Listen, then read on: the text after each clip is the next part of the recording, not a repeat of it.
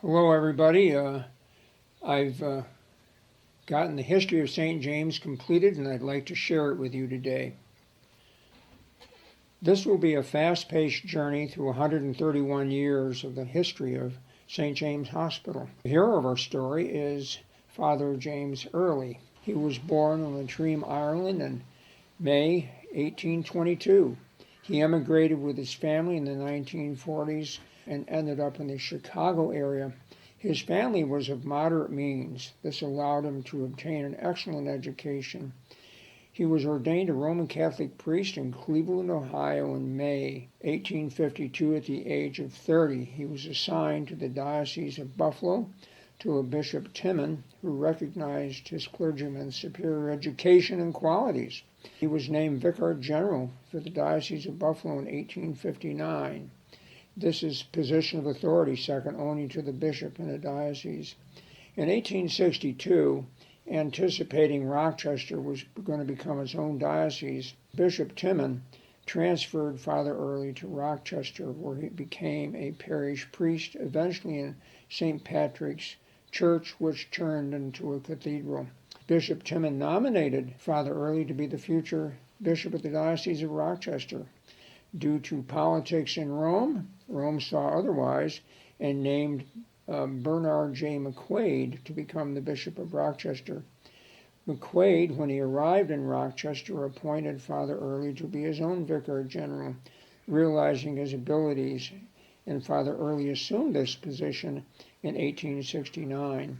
Unfortunately, Father Early and Bishop McQuaid did not get along well, and after about 6 years of progressive disagreement, Father Early requested transfer back to the Diocese of Buffalo.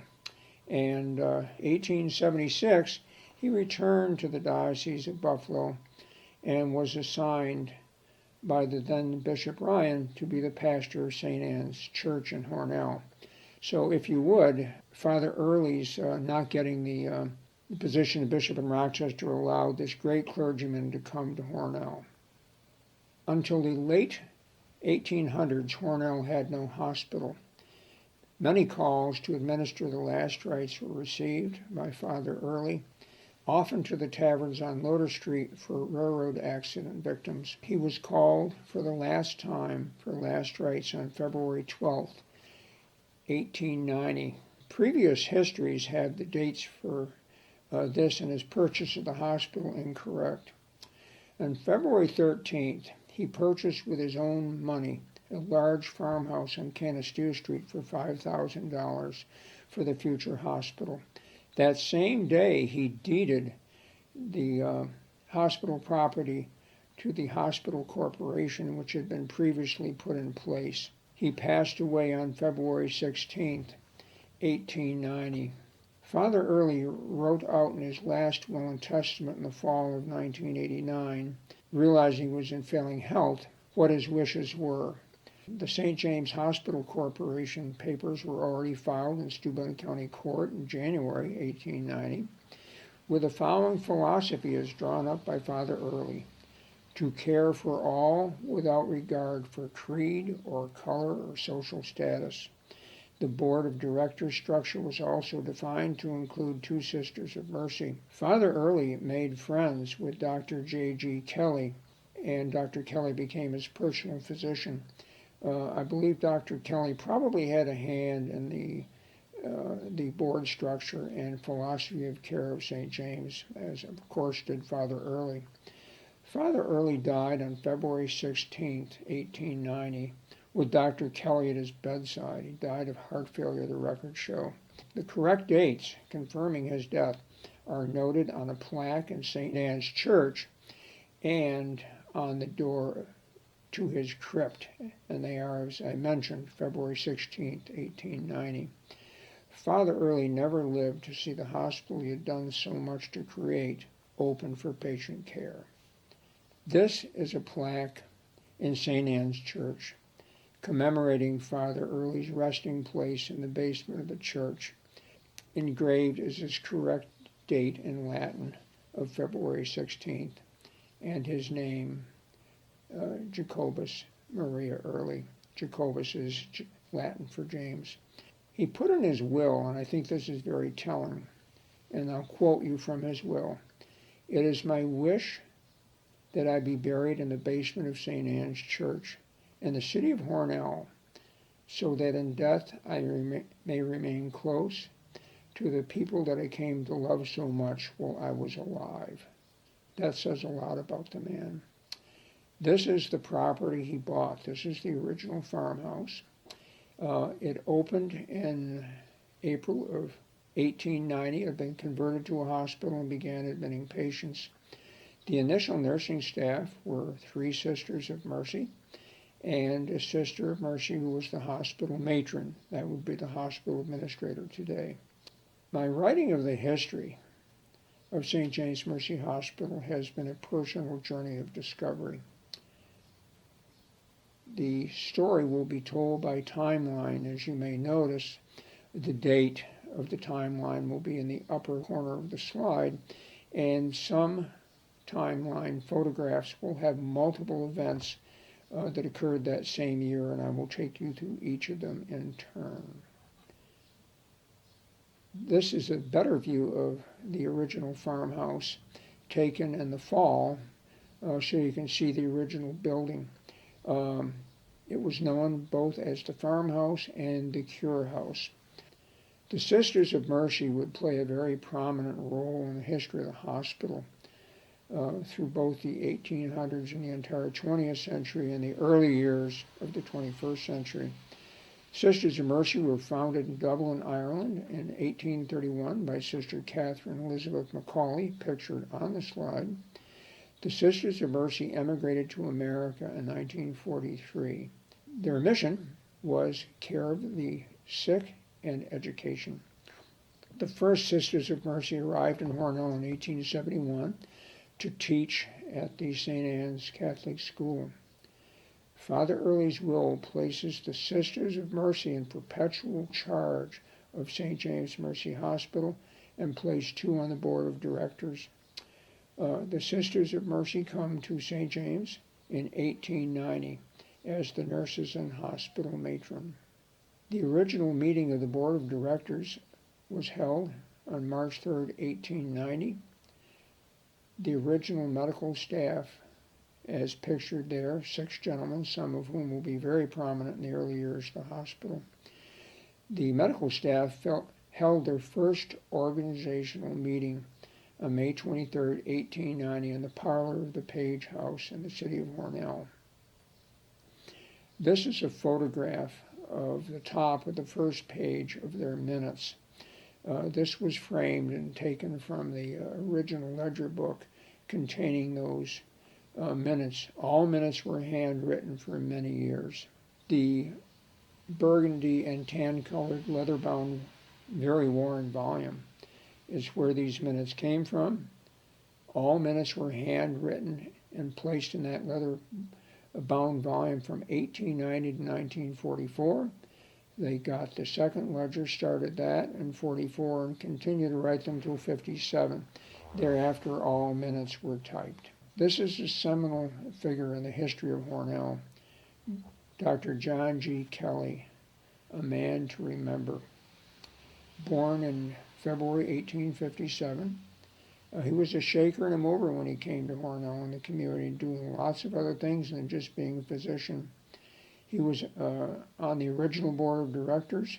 He was the founding president of the medical staff of St. James Hospital. He received his medical education at the University of Buffalo Med School. He was very well educated for that period of time. He moved back to Hornell in 1884 and set up his medical practice. He became a friend and physician for Father Early upon Father Early's arrival in Hornell. In 1888, he was one of the founding members of the Hornell Neurosurgical Society, which was still active well into the 1980s. Dr. John G. Kelly passed away in 1927. Of all places, Strong Memorial Hospital. He was in the city visiting his sister. He passed away at age 70, probably of an acute myocardial infarction. He was the original patriarch of the multi-generational family of the Doctors Kelly, and many of our listeners will remember two of his grandsons, John Kelly, the obstetrician, and James Kelly, the surgeon. As the hospital opened in April 1890, it had 15 beds with gas lighting. You'll see them in the ceiling. It had two 7-bed wards, Ward A and Ward B. The picture shows one of these 7-bed wards. They're very Spartan. There's no privacy curtains in between the beds. A bed on the ward was $1.50 a day and $2 a day for the single private room. Charge for the operating room use was $5. As I had mentioned previously, the hospital was staffed with 3 Sisters of Mercy who did all of the nursing, all of the cleaning, and the hospital matron is the administrator. The Sisters of Mercy also had to keep the medical records. The 1890 first-year admission was 69 patients. Income for the first year was $1,710 with expenditures of $1,613. Arrangements were made with the City of Hornell and the County of Steuben to each reimburse the hospital up to $1,000 total per year for care of the indigent. We're moving forward now to 1893. The first successful orthopedic operation achieving internal fixation of a femur fracture was achieved that year by Dr. Wakeman, who used a hammer to pound in a 10-penny nail to reunite a femur fracture. 1890s, most of the hospital admissions were for fractures, railroad injuries, alcoholism, and typhoid fever. The hospital built a maternity cottage in 1893, and that's the picture that you see in the picture to the left and rear of the old farmhouse. This is a little better view of the maternity cottage. Notice the 3 windows on the maternity ward upstairs, and actually the picture's from a little later than 1893, as noticed by the antique automobiles. This is the inside of the maternity ward, as defined by those 3 windows we saw on the end of the building on the last slide, with one of the nurses holding a newborn baby and the mom in her bed. The hospital's first ambulance came in 1895, and as you can see, it was a horse-drawn affair. The ambulance attendant is in the front, and 2 physicians are standing near the rear of the ambulance. The shorter of the 2 is Dr. Charles Green. The larger man in the rear is probably Dr. Wakeman. In 1904, the hospital admissions were up to 212 with 11 childbirths. 1906, hospital admissions swelled to 1,215 with 111 deliveries. The hospital ambulance had been dispatched 512 times that year. By 1906, nursing staff increased to 5 Sisters of Mercy, and lay nurses were hired for the first time. Construction of the original north wing facing Van Scooter Street is shown in the picture, and that was completed in 1910. A wall on Canasteo Street replaced the previous embankment. This is the parlor in the new hospital on the corner of Van Scooter Street and Canasteo Street, and notice the gas chandelier in the middle of the room. This is north wing over to the right of the picture as it faced Canasteo Street, and it's a nice view of the new wall and the driveway up to the emergency room on the left. With north wing's completion, bed capacity went from 15 to 30 beds. This is a picture of the nurses' lounge in 1915. It should be noted that in 1912, to alleviate the severe shortage of nurses, St. James Mercy Hospital started its nursing school. This nun was one of the remarkable nuns of St. James, Sister Mary Aquinas. This picture shows her as she appeared in the 1950s as the hospital's CEO and administrator. She came to St. James in 1905 as head of maternity, and she recalled the 1918 flu pandemic, and I will quote her comments. They're rather riveting. During the 1918 flu pandemic, the 30-bed hospital was nearly overwhelmed. After all the regular beds were filled, Patients were admitted to beds placed in the hallways, the porches, the closets, and the storerooms. As the staff fell ill, the survivors worked 24-hour shifts to care for the massive influx of critically ill patients. It is estimated that 700 Hornell area patients died in this pandemic. This is a colorized postcard picture of St. James. The artist took some liberties as this beautiful brick color. And the postcard shows two things of interest. The driveway up to the new emergency room entrance on the left-hand side of the picture, and a beautiful 1915 Chevrolet touring car parked out front. This is an early nursing class in the 1920s. Notice the dresses they wore, their hats without stripes. They're pictured outside of the old hospital. This is the fun picture I inserted. This is nursing students out for a snowy sleigh ride in 1921. It must have been quite a storm. This is the hospital's second ambulance, backed up to the 1920s emergency room entrance that had completely replaced the previous maternity cottage. Emergency rooms and ambulances over the years will appear throughout this story's timeline. To address the ever-increasing patient volume, the original south wing was built parallel to the original 1910 north wing. The new south wing was completed in 1923, bringing with it a new operating room, expanded obstetrical ward, a new x-ray department, laboratory, cafeteria, central supply, and a kitchen, and extra patient hospital beds. It also brought a business office, central sterilization as well. This is the second porch that was built on Canisteo Street. I do not have the year of its construction. It was a beautiful porch. It's on the south end of the original farmhouse and was a nice match for the porch built during the 1910 edition on the other end of the old farmhouse. The construction date is not known, as I said. The photograph was taken in 1932, and this necessitated a change in entrance to the emergency room, as the porch is sitting where the old driveway used to be. During my preparation of this history, I made an architectural archaeology discovery. Walking around the building after we had moved out, I photographed everything and noticed that a 37-foot addition was added to North Wing. The evidence of that, the window cornices, the style of windows, and a seam in the bricks 37 feet towards Rose Avenue from the original North Wing.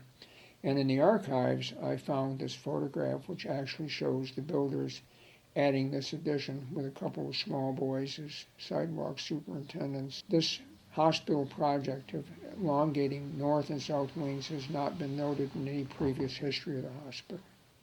This is construction of south wing that went on during that same time period. This is the side of it facing the eventual east wing addition. South wing was interesting, was an L-shaped addition, as the next slide will show. It came back towards Rose Avenue, as the hospital did not own enough land towards Rose Avenue. It turned at 90 degrees, coming southward to finish the 40-foot addition. As you can see, St. James loved their porches, so here's another porch. It was completed in 1933, and that's a view of its completion. And with the porch finished, the building finished, some neat old cars, and you see a car parked by the emergency room entrance.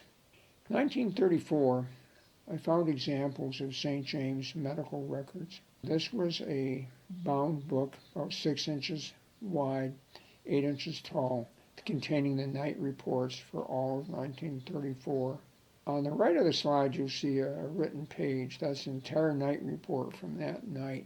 2/3 of the way down, you'll see a paragraph that you can't read, but it's rather sad.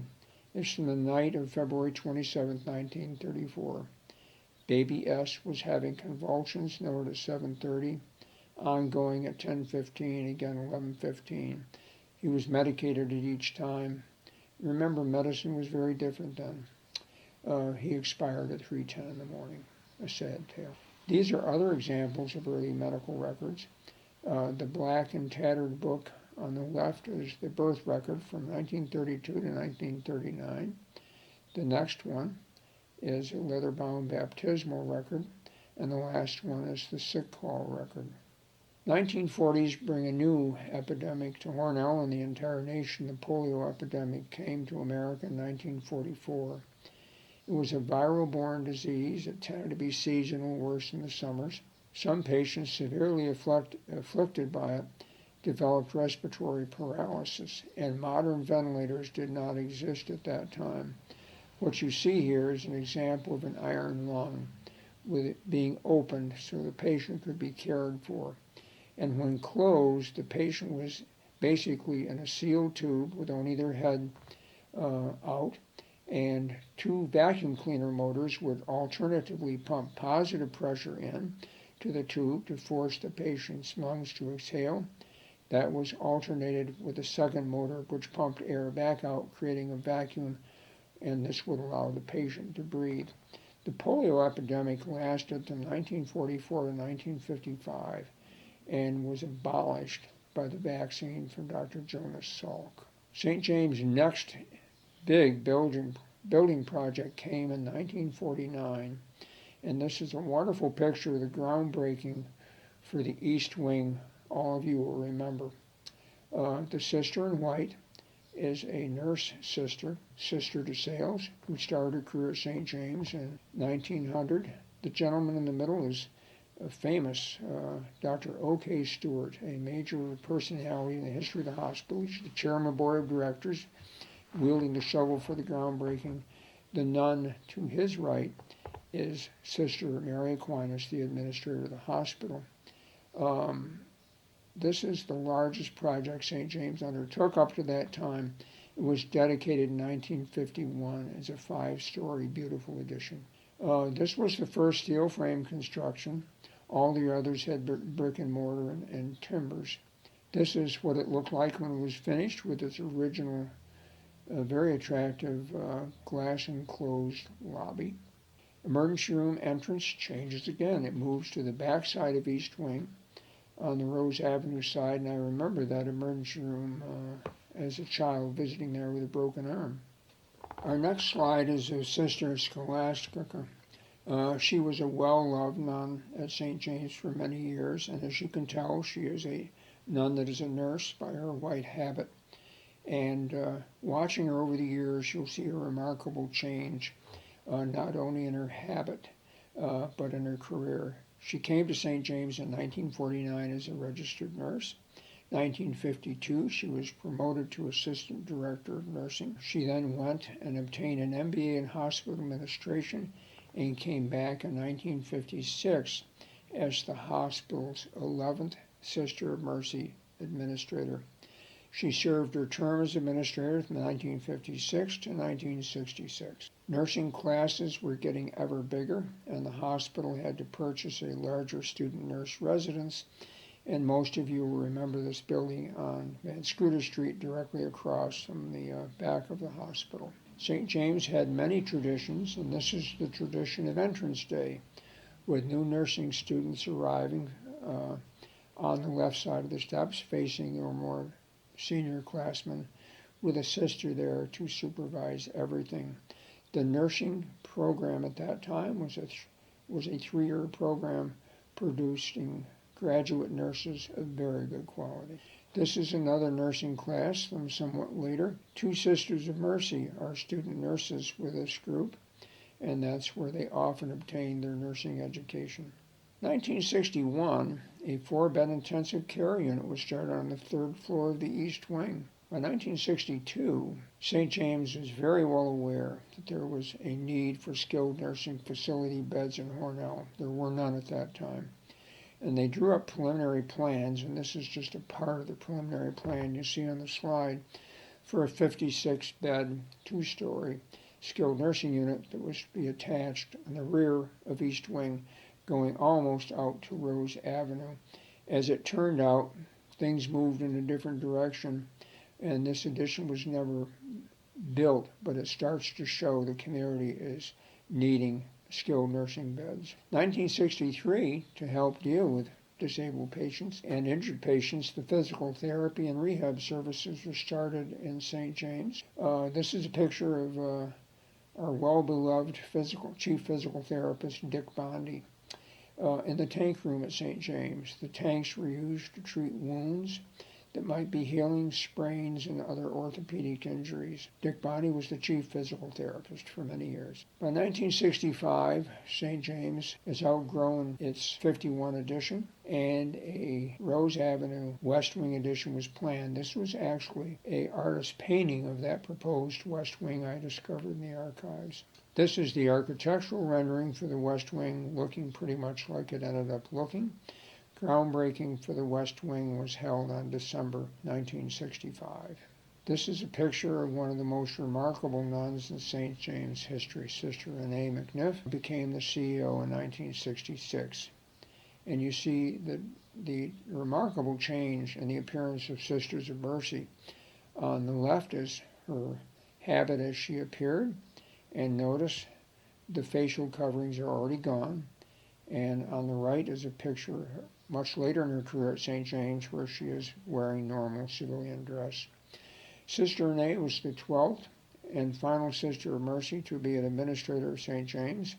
She came to this career from a 20-year career history as a Roman Catholic teacher and high school principal in the Rochester Catholic school system. She then obtained an MBA in hospital administration and had a complete career change. She was one of the best administrators in the entire history of St. James Mercy Hospital. She retired as St. James Hospital CEO in 1990. In 1991, she came back as a president of the Mercy Sisters of the Southern Tier until her final retirement in 1997, a remarkable 31-year career. This is one of the pictures of the steel construction of the framework for West Wing, December 1966. This is Sister Renee and Sister Scholastica with the builders by the construction project. This is Mr. Bondi demonstrating new respiratory therapy testing equipment. The respiratory therapy department and diagnostic services were started in 1966, and Mr. Bondi is demonstrating that equipment, as you can see, to Sister Renee. In 1967, St. James started their first 4-bed cardiac care unit on 3rd floor East Wing, immediately next to the 4-bed intensive care unit. This is the completion of a T-shaped West Wing. It was completed in 1968, connected to the East Wing, which you see on the Kennestew Street side of the hospital. And it consisted of 4 floors. A 12-bed brand new obstetrical unit was on the first floor, and a new, much larger emergency room was on the first floor. And I'll call your attention to the left side of the slide where you see the L-shaped south wing, which we previously described, but this kind of shows you the entire thing in its peculiar shape for reasons of not owning the property at the time they built it. It was behind it. This is another ambulance. This is the entrance to the 1968 built new emergency room in the West Wing, and a 1970s version Cadillac ambulance. I suspect the ride was wonderful, but it was a very cramped space for the EMTs to work out of. This is the trauma main cardiac room and the 1968 emergency room. And the reason I show it, things were very different there. There were no dedicated ER physicians until the mid-1980s. Physicians covered the emergency room on call with medical and surgical call. And you always hated the dreaded page if you were in the hospital, doctor to ER stat. That meant a critical patient was in the emergency room and the on-call physician was not yet available. I had many very stressful experiences in that emergency room over the years, dealing with cardiac emergencies, pacemaker insertions, and severe trauma cases at that time were still brought into the emergency room as the helicopter services were not yet available. As you may know, we no longer get those severe trauma cases brought to our emergency room. Nursing classes were getting bigger. This is the graduating class of 1968, posed with a bishop at St. Anne's Church. As the classes kept getting bigger, the hospital needed a dedicated building for a nursing school. This is that building. It was the former Hickey Freeman clothing factory, located over on Monroe Avenue near the future Hornell Gardens, which wasn't there yet. Pictured at the door is a new class entering that building for the first time, being greeted by Sister Renee and Sister Scholastica. It was named in honor of Sister Mary DeSales. You see her portrait pictured there. She was another Irish-born nurse, as were all the early ones. She came to St. James in 1900 and had a 60-year career there as director of surgery in the School of Nursing. The building was called DeSales Hall and dedicated to her, as you can see the dedication plaque in the lower right. To facilitate the appropriate handling of patients and discharges, the Social Services Department of St. James was formed in 1969. Next construction project for St. James was the Hornell Medical Center. It was built in 1969 across from East Wing on Canasteel Street and housed a number of physician offices and the retail Connor's Pharmacy, which some of your older folks may remember. It was the future site many years later of urgent care. Unfortunately, in 1972, Hurricane Agnes came and put about 3 feet of water in the basement of the ground level of the new Hornell Medical Center. This is Sister Scholastica in much later life. She found her true calling. The McDonald Clinic opened in Woodhall, and that was Sister's clinic. She became a nurse practitioner with a master's degree. And this is a picture of her late in her career at the McDonald Clinic holding a commemorative plaque. And notice her nun's habit is long gone. And she is with Dr. Nasser Chaudhry, who was her collaborating physician. As we move back to the main campus, nuclear medicine department opened and was added to the Department of Radiology in 1975. Ultrasound and echocardiogram departments also opened in 1977. We're going to take a side trip now to Bethesda Community Hospital. I'm going to go back momentarily. This is the old Bethesda building where the hospital opened in 1919 on Chambers Street in North Hornell. A new building was constructed at Bethesda Drive that they moved into in 1961. Both Bethesda Community Hospital and St. James Mercy Hospital had duplicate services at that time. In the 1970s, the Hornell population was significantly shrinking. The Erie-Lackawanna Railroad declared bankruptcy in 1976. All of the Erie Railroad facilities in the town closed. People move away. New York State Health Department encourages merger with shared services between the new sites. St. James and Bethesda Hospital Community began the process of merger in 1976. This is an aerial picture of the newer 1961 Bethesda Hospital, and this was before its eventual acquisition by St. James and the construction of Macaulay Manor. It was a 90-bed hospital. This is the front entrance, as it would have appeared in the 1970s or 1980s. This is a remarkable picture of Carl Wellington on the left and Spencer Crowe as board presidents of the respective hospitals, signing the original letter of intent to move. The formal application was submitted to the New York State Health Department in 1981, and the merger met with a firestorm of community resistance. Moving along our timeline, dialysis came to the community and was initially placed at Bethesda Community Hospital in 1982 because of the lack of space for St. James, with mutual agreement of the two hospitals. Merger talks continued until 1985, and the New York State Health Department noted that they were going nowhere. On August 15, 1985, New York State Health Department withdrew the merger application. In that same month, August 1985, the New York State Health Department ordered a 60-day closure of Bethesda Community Hospital, citing patient safety issues. The hospital board of directors goes to court to prevent that closure during the summer and fall of 1985.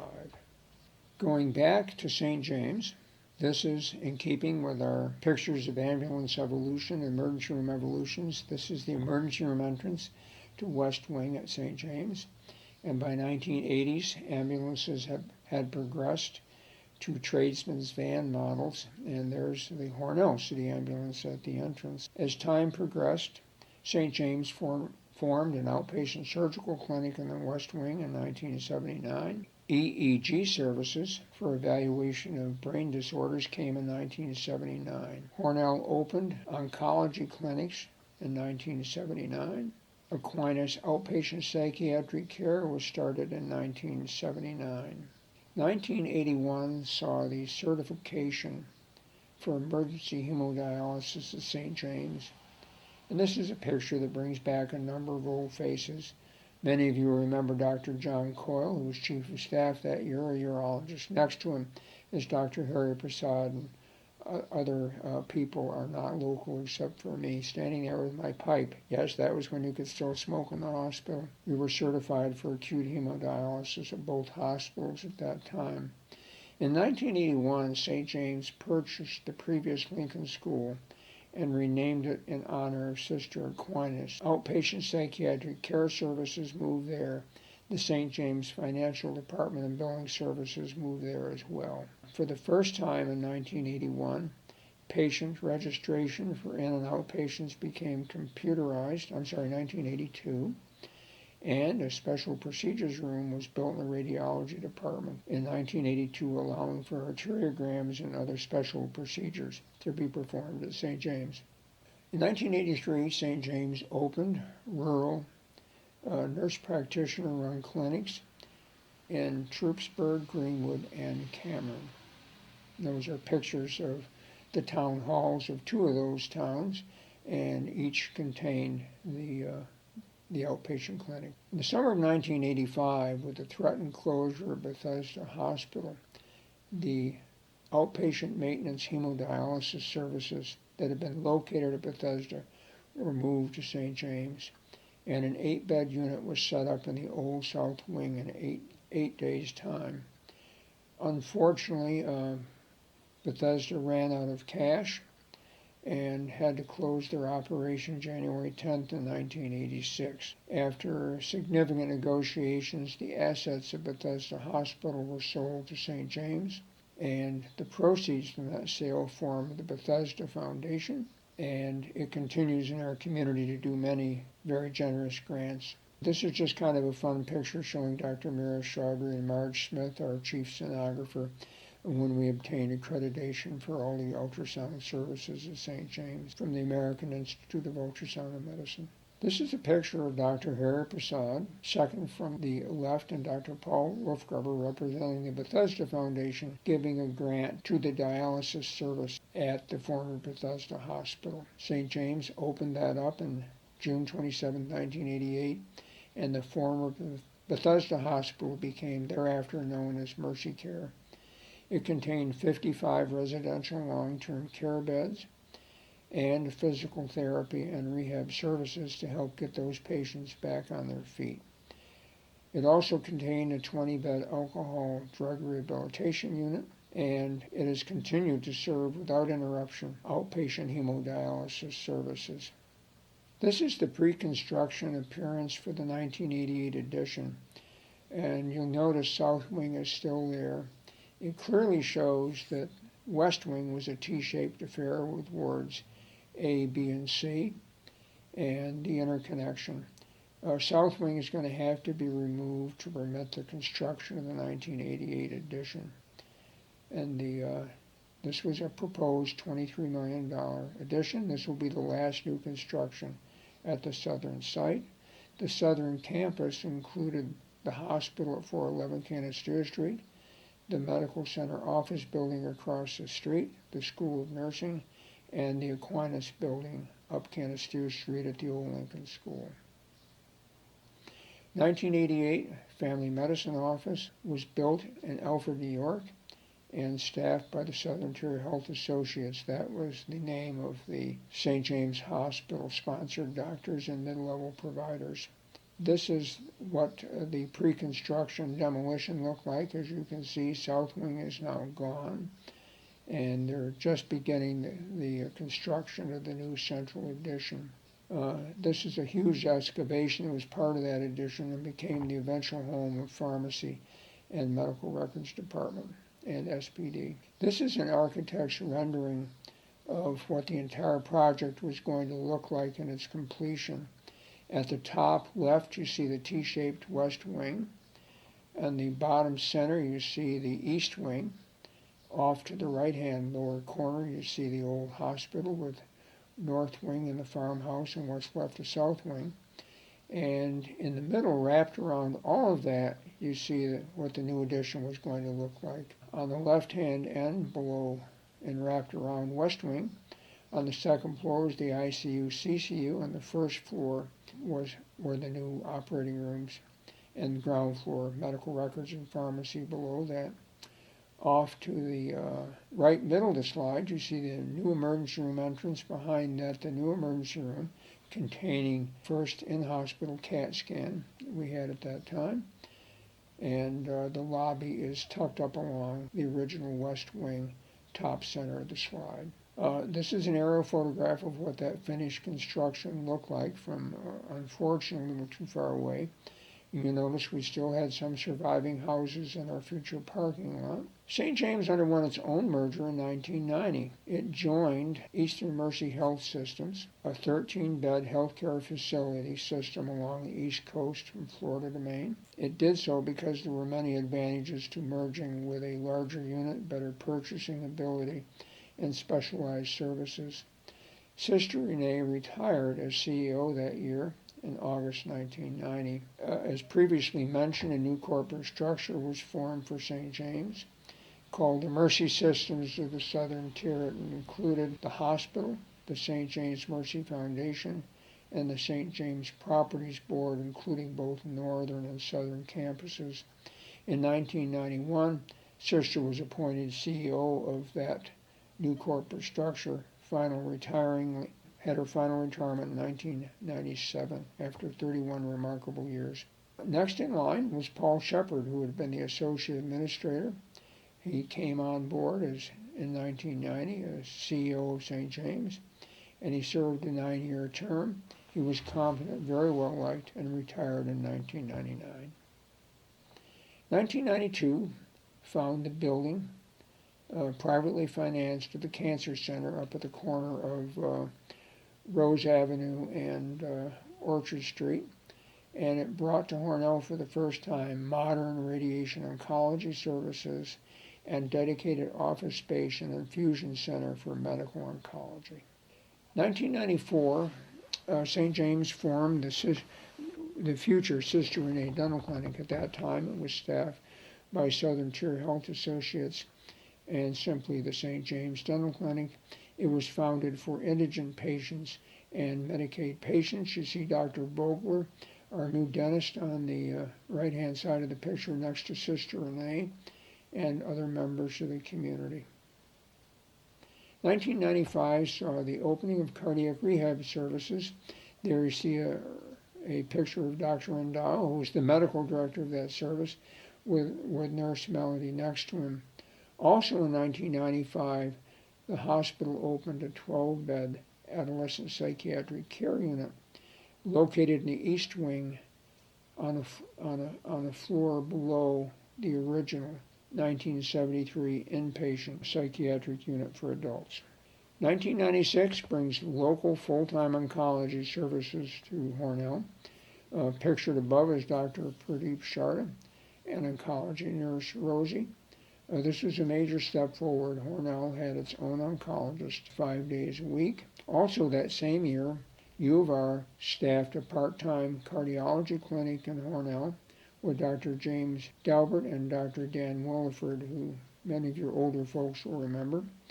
Also, by 1996, outpatient service volumes at St. James had grown to the point they were 50% of our revenue, and as many of you may now know, they constitute much more than 50% of the hospital's revenue.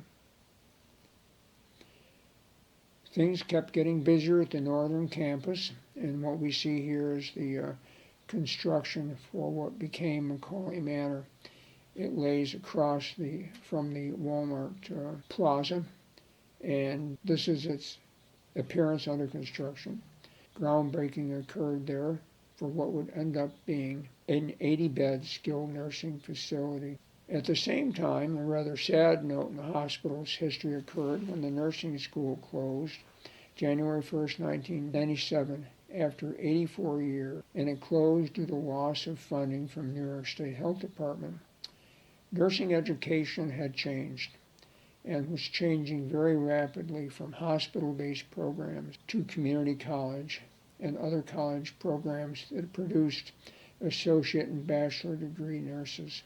A new neurosurgical clinic was also started in St. James in 1998, consisting of Dr. Webb Pilcher and Dr. Paul Maurer from the University of Rochester.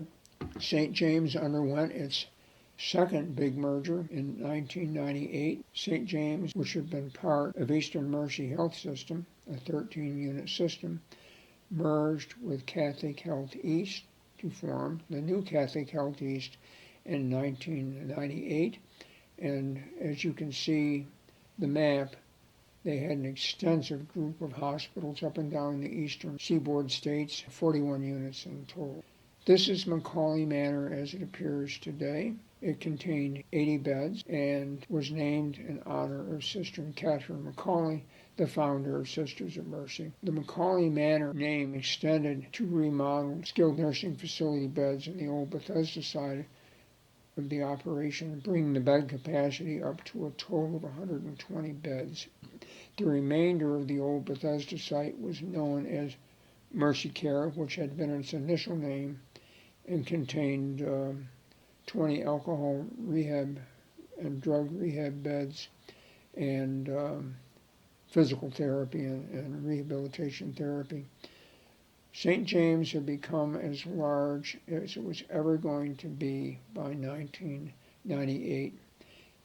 Between their two campuses and their Southern Tier Health Associates offices and clinics in peripheral towns, had a total of 1,013 employees and 30 service lines.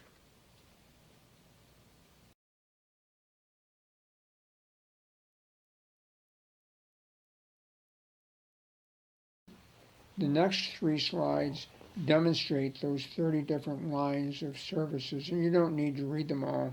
They're self-explanatory. This is the second of those three slides, and this is the third of those three slides. In 1999, with the retirement of Paul Shepard, William Connors was promoted from Associate Administrator to St. James CEO, a very popular CEO. That same year, Sister Renee passed away. In continuing with our images of emergency rooms, this is the 1990 built emergency room. As many of you will remember who recently worked there, it underwent a remodeling from this time frame, about 2000. And the central nursing station got opened up, so visibility was much better. In March of 2000, New York State approved a cardiac catheterization lab to be located at St. James and Hornell. The University of Rochester recruited Dr. Shafel Islam to be the full-time cardiologist in Hornell and to run the cath lab. The cath lab opened at St. James in 2001. To commemorate Sister Renee's memory, medical staff formed a scholarship committee, and this is a nice photograph of a number of our former colleagues. Underneath the dedication plaque for that scholarship, the scholarship was founded to help with nursing education of student nurses. In 2001, the dental clinic was renamed in the honor of Sister Renee, pictured as Dr. Vogler, performing dental services at that clinic. The clinic eventually grew to 8,000 to 10,000 patient visits per year. Sadly, on January 29, 2001, Mr. Connors died after a very brief illness at the age of 59. The picture you're seeing is a photograph of the dedication program for the new cardiac cath lab, which he had a large role in founding. The hospital's CFO, Mr. Francis McAfee, was appointed acting CEO, and a national search was conducted for the next CEO. Mr. McAfee was one of the two final applicants. The board of directors chose Mr. Clarence Liberty as the new CEO. This was the first time St. James had not promoted from within for quite some time. Mr. Liberty appointed Mrs. Pamela Urban from University of Rochester as the hospital's chief operating officer. Mr. Liberty left for promotion within the Catholic Health East system in the fall of 2005. Pamela Urban was appointed acting CEO. This is a wonderful medical staff picture from 2003. Unfortunately, the last group posed picture of the medical staff that we've been able to obtain. The new cath lab, unfortunately, had to close within about 2 years due to many factors, including a paradigm shift in the management of acute coronary syndrome with stent placement and emergency angioplasty changing many things. In 2005, St. James adopted a hospital's model of care for inpatients. This was a controversial system at first. A number of the patients didn't like it. A few of the doctors didn't like it, but it was rapidly becoming the national norm. Things settled down and the program has worked well. In December 2005, as I mentioned, Pamela Urban became acting CEO, and another national search for another CEO was undertaken. The next CEO was Mary LaRoe. She was appointed December 2007. This was a period of significant downsizing for St. James and its service line. The Troopsburg, Greenwood, Wayland, and Woodhull outreach clinics were all closed. The Sister Renee Dental Clinic was also closed. It was noted that Catholic Health East at that time wished to have St. James Hospital find a new, more local regional partner, wishing to divest itself of St. James. The administration began negotiating with the Guthrie Health System for potential affiliation. The Guthrie Health System came in and took over management of the remaining Southern Tier Health Associate practices. The Southern Tier Health Association practitioners became dissatisfied with this arrangement and all left to join an established private practice in the community. After 2 more years of ongoing financial losses and the closure of a newly renovated inpatient psychiatric care unit, Mary LaRoe resigned on April 16, 2013. In May 1, 2013, Catholic Health East merged with Trinity Health to become an even larger 82-hospital system, thereafter known as the Trinity Health System.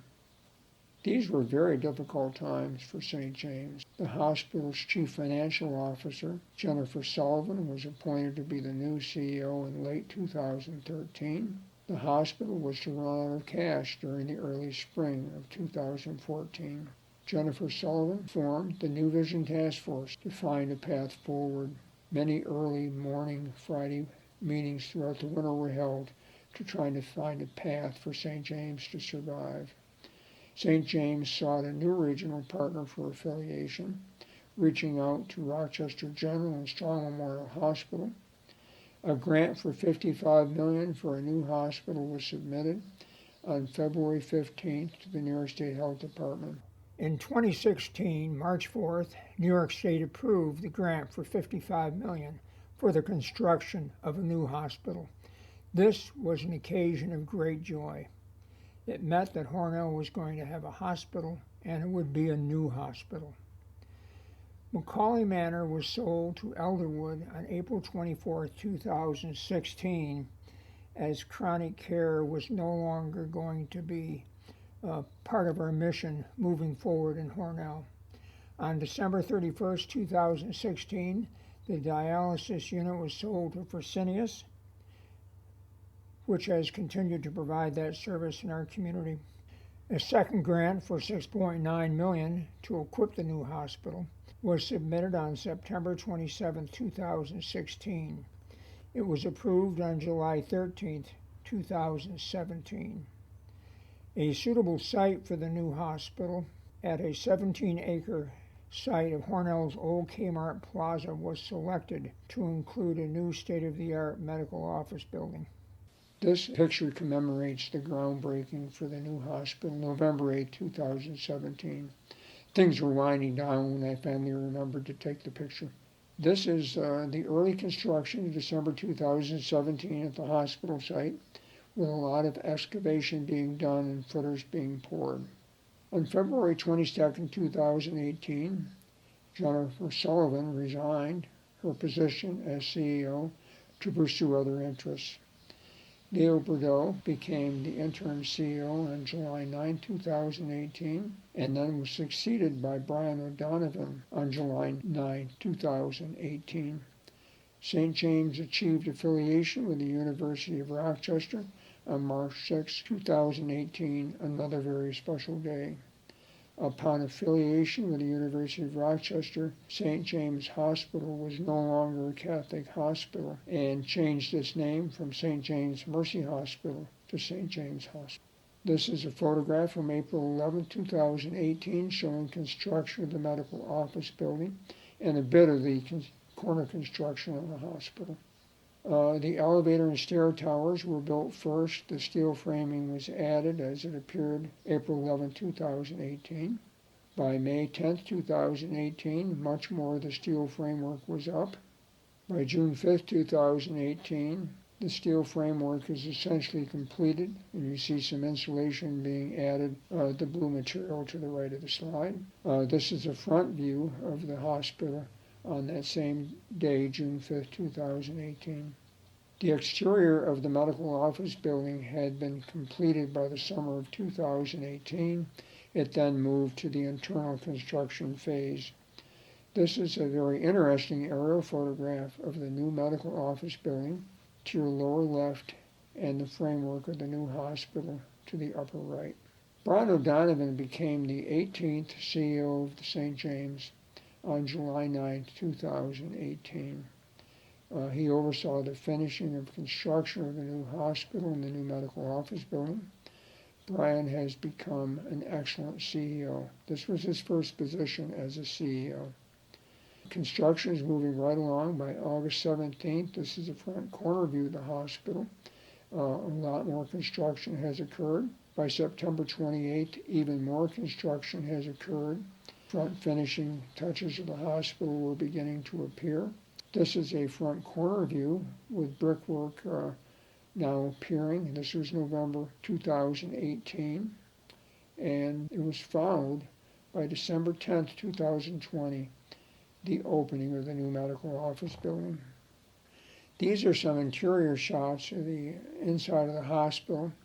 May 7, 2019, the future gift shop and part of the lobby. This is the interior of the cafeteria on May 7, 2019. This is one of the ceilings of one of the operating rooms, and I would draw your attention to the large black object just to the right of the 219 date.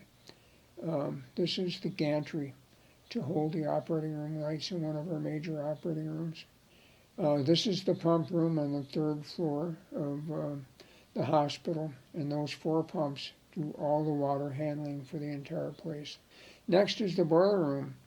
Each of these boilers, still in their protective wrapping, had a capacity of 1 million BTU, and there are 4 of them. 2 more than adequately heat the hospital, but you have to have reduplication. This is one of the 4 air handlers that arrived June 11, 2019. Each of these are about 8 foot in width and height, are about 40 feet in length. One of them is dedicated to handling the air for the operating room, and the other 3 for other areas of the hospital. It should be noted that humidification coils are located within these units, and as the water passes over them, fortuitously, it is bombarded by ultraviolet C radiation. And this was a very fortuitous engineering design that kills all airborne bacteria, viruses, and COVID-19, and made a huge difference in how we dealt with COVID-19 that we did not know was coming. This is one of my most joyous occasions in this entire project. This is our ribbon cutting on the dedication ceremony. March 6, 2020. And you see our CEO holding the ribbon, or our board president is cutting the ribbon. This was move-in week.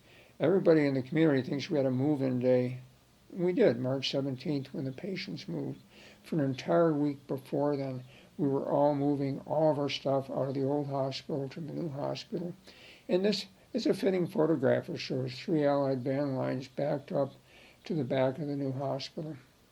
Unfortunately, COVID-19 hit our whole system in New York 3 days after we moved in, forcing us to go into COVID lockdown. Frontline healthcare workers needed to learn to wear special personal protective equipment. This is a picture of me having to wear a ventilated hood that I had to wear when I was doing aerosolizing procedures with patients. This is another wonderful emergency room shot of the new hospital. You see 2 emergency room entrances. On the left, the walk-in entrance. On the right, the ambulance bay. This is our wonderful new, large and spacious emergency room, showing in the foreground the nurse's station, in the background the large trauma room. This is our final image of ERs and ambulances with St. James Ambulance Bay with one of Hornell's ambulances in place. This is the end of our story. This is what our new hospital looks like from the air. It's been quite a journey. Thanks for joining me on this amazing 131-year history. It has truly been a journey of discovery for me, with emotions of sadness. Many of my friends in this long history are now gone, and many moments of joy. We have a brand new and wonderful hospital.